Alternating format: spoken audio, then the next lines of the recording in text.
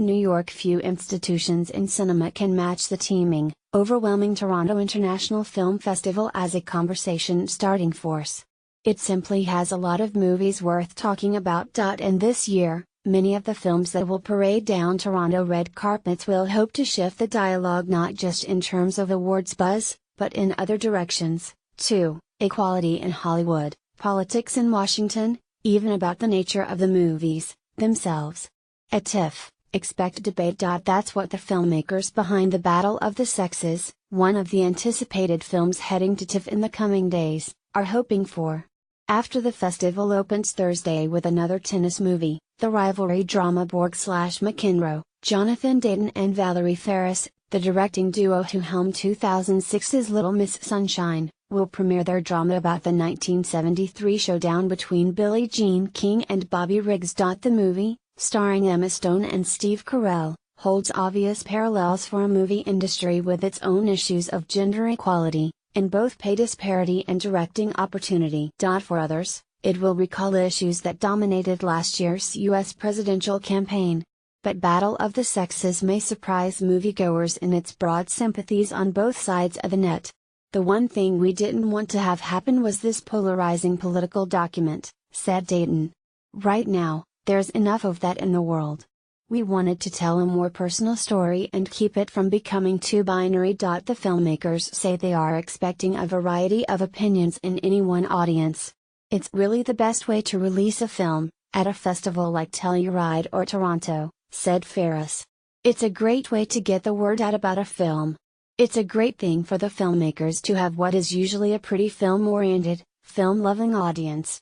It gives you hope that they're still out there. The Toronto International Film Festival comes right on the heels of the Venice and Telluride festivals, but the size and scope of Toronto has long made it the centerpiece of the fall movie season. It's where much of the coming awards season gets handicapped, debated and solidified. It's also a significant market for new films, and this year several intriguing films, Tonya, with Margot Robbie as Tonya Harding, and Hostiles, a brutal western with Christian Bale, are on the block. But most eyes will be on the gala premieres of the fall's biggest films, including Alexander Payne's Downsizing, Guillermo del Toro's The Shape of Water, George Clooney's Suburbicon, and maybe the most explosive movie of the season, Darren Aronofsky's mystery-shrouded allegorical thriller Mother. It can be a competitive landscape, with dozens of daily premieres and their respective parties, all trying to stand out. But several first-time directors may end up stealing the spotlight. Greta Gerwig's Lady Bird will sail into Toronto on waves of rave reviews from Telluride. Aaron Sorkin, arguably the top screenwriter in Hollywood for 2 decades, will present his directorial debut, Molly's Game. Sorkin didn't initially anticipate he'd direct his script. But he became, he says, obsessed with the story of Molly Bloom, Jessica Chastain, the former elite skier who was indicted for running a high-stakes poker game in Los Angeles. It's a potentially career-redefining movie for Sorkin, and he's appropriately anxious. I'd feel the same way if we were launching it in Wyoming.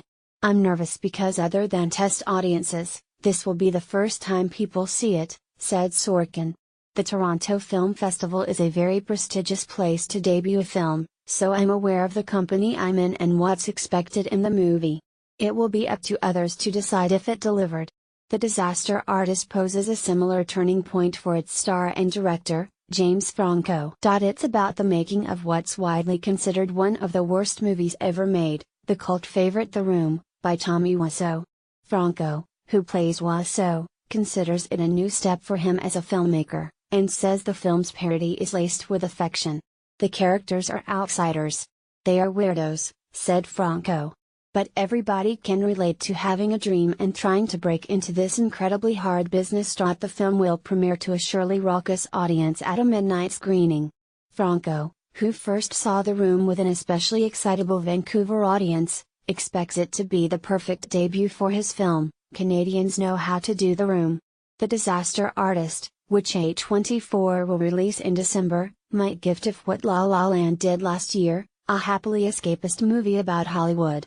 Other films will tackle less comic real-life tales, including Angelina Jolie's searing Cambodia drama First They Killed My Father, the Winston Churchill biopic Darkest Hour, with Gary Oldman, and the documentary The Final Year, about the last year of Barack Obama's